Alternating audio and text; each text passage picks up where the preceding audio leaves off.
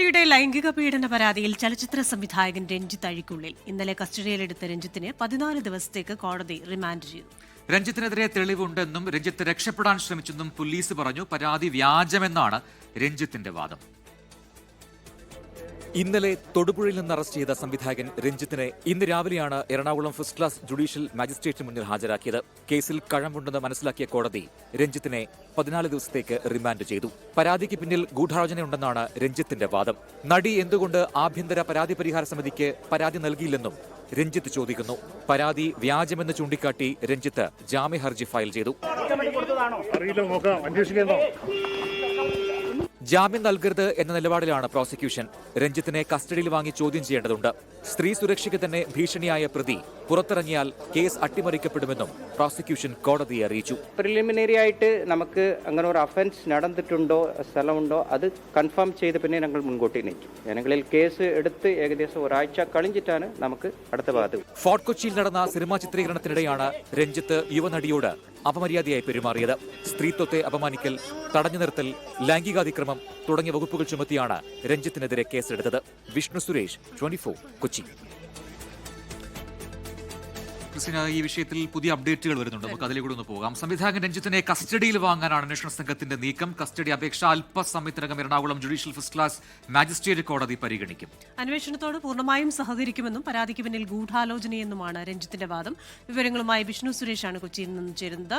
Vishnu, good afternoon. ഈ വിഷയത്തിൽ ഇത് പരാതി വ്യാജമാണെന്ന നിലപാടിലാണ് തുടക്കം മുതൽ രഞ്ജിത്ത് നിന്നിരുന്നത്. ഇനിയിപ്പോൾ കസ്റ്റഡി അപേക്ഷ നൽകാൻ പോവുകയാണ് അന്വേഷണ സംഘം. ഏതു തരത്തിലായിരിക്കും ഇനിയുള്ള അന്വേഷണം?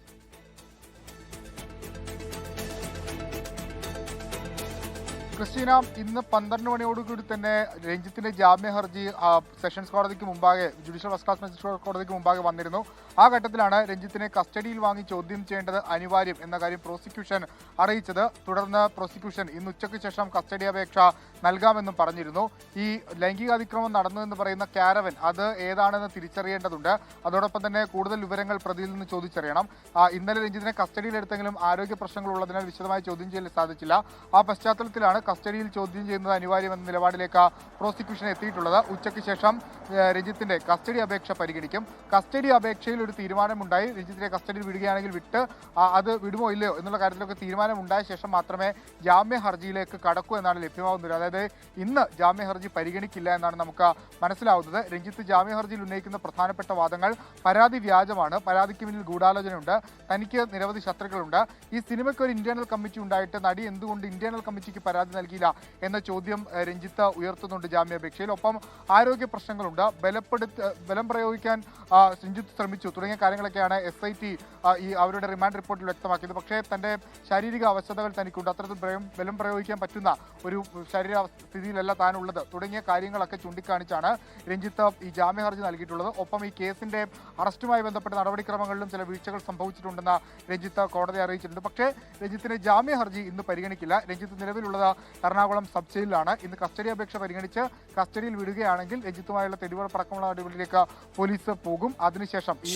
അവധിയാണ്, ഇപ്പോൾ നാളെയും മറ്റന്നാളും ഒക്കെ അവധിയാണ്. അതിനുശേഷം മാത്രമേ ജാമ്യാപേക്ഷ പരിഗണിക്കുകയുള്ളൂ. രഞ്ജിത്തിന് പുറത്തേക്ക് ഇറങ്ങാനുള്ള ഏതെങ്കിലും തരത്തിലുള്ള സാധ്യത ഉണ്ടെങ്കിൽ അത് 2 ദിവസം കഴിഞ്ഞ് മാത്രമേ ഉണ്ടാകുകയുള്ളൂ. വിഷ്ണു സുരേഷാണ് കൊച്ചിയിൽ വിശദാംശങ്ങൾ നൽകിയത് അല്ലേ? മുൻപും സമാനമായ 2 കേസുകൾ ഉണ്ടായിരുന്നു. അത് ഏത് രീതിയിലാണ് ഈ കേസിന്റെ മുന്നോട്ടുള്ള ഗതിയെ സ്വാധീനിക്കുക എന്ന് നമുക്ക് നോക്കിക്കാണാം. 2 കേസിലും പക്ഷേ ഹൈക്കോടതി റദ്ദ് ചെയ്തിരുന്നു എന്നുള്ളതാണ്. പക്ഷേ അതിന് പിന്നാലെയാണ് ഇപ്പോൾ മൂന്നാമതും അങ്ങനെ ഒരു കേസ് വന്നത്. അതിലിപ്പോൾ കോടതി പ്രഥമ ദൃഷ്ടി അതിൽ പ്രശ്നങ്ങളുണ്ട് എന്ന് കണ്ടെത്തിനെ തുടർന്നാണ് ഇപ്പോൾ റിമാൻഡ് ചെയ്തത്. പക്ഷേ സ്വാഭാവികമായിട്ടും തെളിവുകൾ ശേഖരിക്കണം, കൃത്യമായ തെളിവുകളും ഒക്കെ ശേഖരിക്കണം പോലീസിന്. അതുമായി ബന്ധപ്പെട്ട നീക്കങ്ങളിലേക്ക് ഇപ്പോൾ പോലീസ് കടന്നിരിക്കുന്നു എന്നാണ് വിഷ്ണു സുരേഷ് റിപ്പോർട്ട് ചെയ്തത്. ലൈംഗികാതിക്രമ കേസിൽ സംവിധായകൻ രഞ്ജിത്തിന്റെ അറസ്റ്റിന് പിന്നാലെ രാഷ്ട്രീയ വിവാദം. രഞ്ജിത്തിന്റെ അറസ്റ്റ് തെരഞ്ഞെടുപ്പ് മുന്നിൽ കണ്ടെന്ന വിമർശനവുമായി പ്രതിപക്ഷ നേതാവ് VD സതീശൻ രംഗത്തെത്തി. കേസിൽ സർക്കാർ അതിജീവിതയ്ക്കൊപ്പമെന്ന് സാംസ്കാരിക മന്ത്രി സജി ചെറിയാൻ പ്രതികരിച്ചു. അതേസമയം രഞ്ജിത്തിനെ മാറ്റി നിർത്താൻ ഫെഫ്ക തീരുമാനിച്ചിട്ടുണ്ട്. തിരഞ്ഞെടുപ്പിന്റെ പ്രചാരണം ഉച്ചസ്ഥായിയിൽ എത്തി നിൽക്കെയാണ് സിനിമാ മേഖലയെ തന്നെ അമ്പരപ്പിച്ച് സംവിധായകൻ രഞ്ജിത്തിനെതിരെ വീണ്ടും ലൈംഗിക അതിക്രമ കേസും അതിൽ അറസ്റ്റും. ഇടതുപക്ഷ സഹയാത്രികനായ രഞ്ജിത്തിന്റെ അറസ്റ്റിൽ രാഷ്ട്രീയ വിവാദങ്ങളും ഉയർന്നു കഴിഞ്ഞു. നടപടി അതിന്റെ വഴിക്ക് പോകട്ടെയെന്ന് മുഖ്യമന്ത്രി. അതിജീവിതയ്ക്കൊപ്പമെന്നും സിനിമാ രംഗത്തെ മികവ് പരിഗണിച്ചാണ് രഞ്ജിത്തിനെ ചലച്ചിത്ര അക്കാദമി ചെയർമാനാക്കിയതെന്നും മന്ത്രി സജി ചെറിയാൻ. ഏതായാലും സ്വീകരിച്ച നടപടികളെ കുറിച്ച് വേറെ പരാതിയൊന്നും വന്നിട്ടില്ല. ആ പരാതി ഇല്ലാത്ത സാഹചര്യത്തിൽ നല്ല ചില നടപടികൾ നീങ്ങുന്നുണ്ട് എന്നാണ് കാണുന്നത്. അന്നും ഏരിയയോടൊപ്പമുള്ള നിലപാടാണ് ഞങ്ങൾ സ്വീകരിച്ചിട്ടുള്ളത്. ഇപ്പോൾ ഈ കാര്യത്തിൽ ഒരു ആക്ഷേപം വന്നിരിക്കുന്നു. അത് സംബന്ധിച്ച് പോലീസ് അന്വേഷിക്കുന്നു. അന്വേഷണത്തിൽ എന്തെങ്കിലും വസ്തുത ഉണ്ടെന്നുള്ളതുകൊണ്ടാണ് അറസ്റ്റ് ചെയ്തത്. അപ്പോൾ സ്വാഭാവികമായിട്ടും അന്വേഷണം തുടരട്ടെ. സ്ത്രീ സുരക്ഷയ്ക്ക് വേണ്ടി നിൽക്കുന്നവരെന്ന് കാണിക്കാനുള്ള അറസ്റ്റെന്ന് പ്രതിപക്ഷ നേതാവ് വി.ഡി. സതീശൻ 24-നോട്. ഇതിപ്പോ തെരഞ്ഞെടുപ്പ് സമയത്ത് സ്ത്രീ സുരക്ഷയ്ക്ക് വേണ്ടി നിൽക്കുന്നവരാണെന്ന് കാണിക്കാൻ വേണ്ടിയിട്ടുള്ളൊരു അവസ്ഥ. അല്ലാത്ത പല കാര്യത്തിൽ അവരിത് ചെയ്തിട്ടില്ല ഇതിനു മുമ്പ്. ഇപ്പൊ PT കുഞ്ഞുമുഹമ്മദിന്റെ കേസ്, ഒരു പരാതി, ഇടതുപക്ഷ സഹയാത്രിയായ ഒരു സ്ത്രീ തന്നെ പരാതി കൊടുത്തിട്ട് അത് ഒളിപ്പിച്ചു വെച്ചാളാ മുഖ്യമന്ത്രി. കോടതിയാണ് തീരുമാനിക്കേണ്ടത്. അത്തരം വിഷയങ്ങളിൽ അഭിപ്രായം പറയാറില്ലെന്നും കേന്ദ്രമന്ത്രി സുരേഷ് ഗോപി. അതെല്ലാം കോടതി പറയട്ടെ. മുകേഷിന്റെ കാര്യമായാലും ബിനീഷിന്റെ കാര്യമായാലും ദിലീപിന്റെ കാര്യമായാലും കോടതി പറയട്ടെ എന്നേ ഞാൻ പറഞ്ഞിട്ടുള്ളൂ. അത് പറയട്ടെ.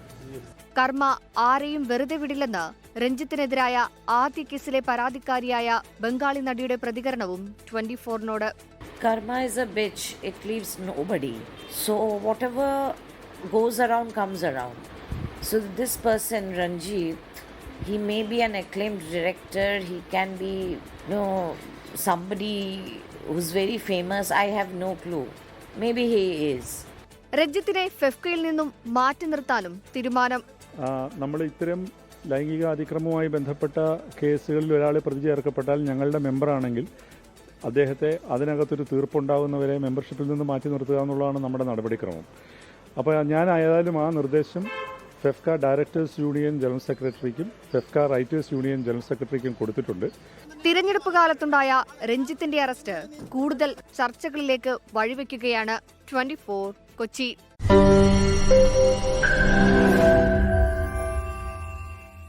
ലോകത്തെവിടെയായാലും ഏത് സമയത്തും 24 വാർത്തകളും ഓഗ്മെന്റഡ് റിയാലിറ്റി പാക്കേജുകളും എക്സ്പ്ലെയിനറുകളും വിശദമായി കാണാൻ ഞങ്ങളുടെ യൂട്യൂബ് ചാനൽ നിങ്ങൾക്ക് സബ്സ്ക്രൈബ് ചെയ്യാം.